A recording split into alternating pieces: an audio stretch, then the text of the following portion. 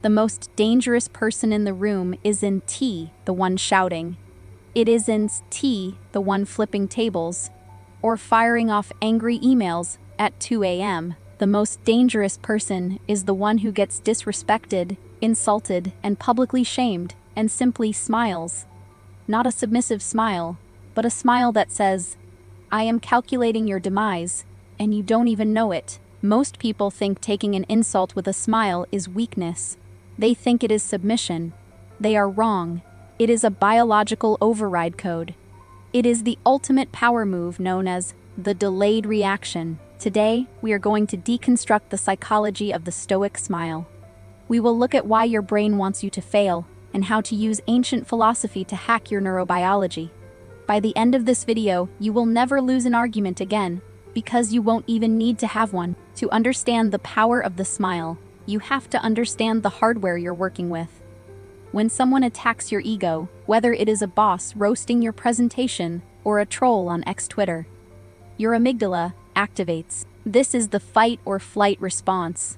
Evolution designed this for saber-toothed tigers, not for passive-aggressive emails from HR. But your body doesn't know the difference. Your pulse spikes.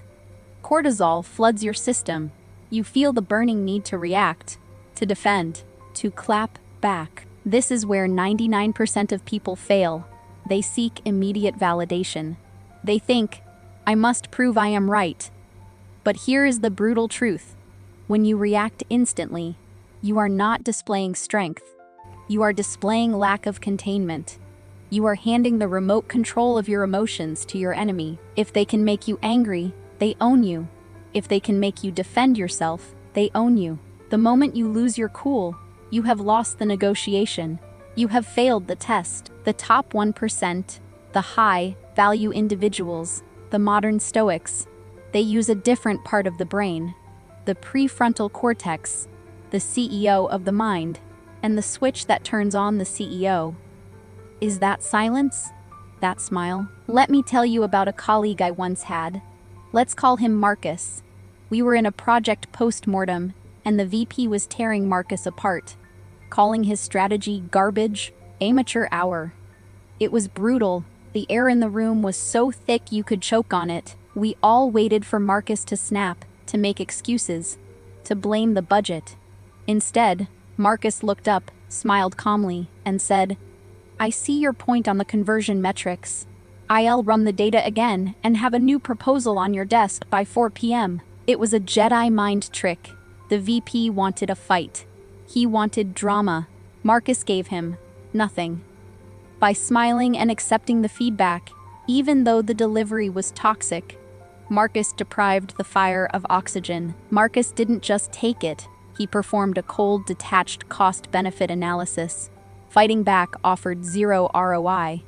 Fixing the problem offered high ROI. 6 months later, Marcus was promoted.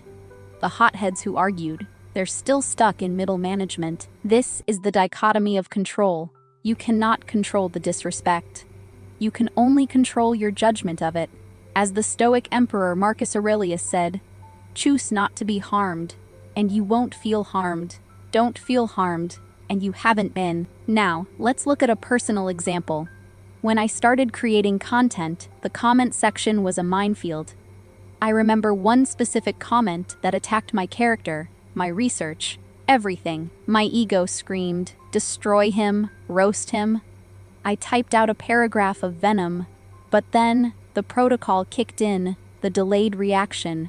I didn't hit send, I hit sleep on the PC. I went for a 5-mile run. I physically processed the adrenaline.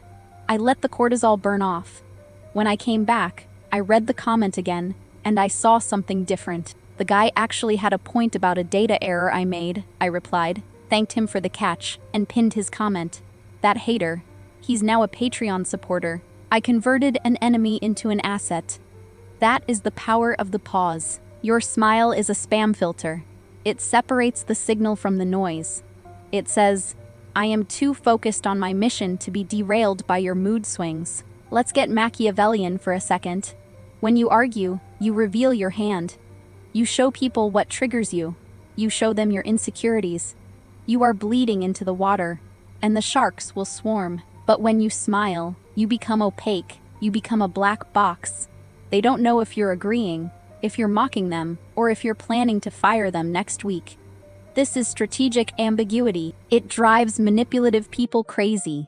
They want a reaction. When you deny them that supply, their power evaporates. You are not being passive, you are hoarding information and conserving energy. You are buying time, time to think, time to strategize, time to decide if this person is even worth a response. Usually, they aren't. I'm not telling you to be a doormat, I'm telling you to be a fortress. The smile is your drawbridge. You raise it to keep the barbarians out, not to let them walk all over you. We live in a culture of instant reaction, instant replies, instant outrage. Be the glitch in the matrix. Be the one who waits. Here is my challenge to you. The next time you feel that spike of anger, the next time you are criticized, do nothing. Force a smile, say thanks, I'll think about that, and walk away. Give yourself 24 hours. Emotion is cheap. Control is expensive. Wear your smile like armor.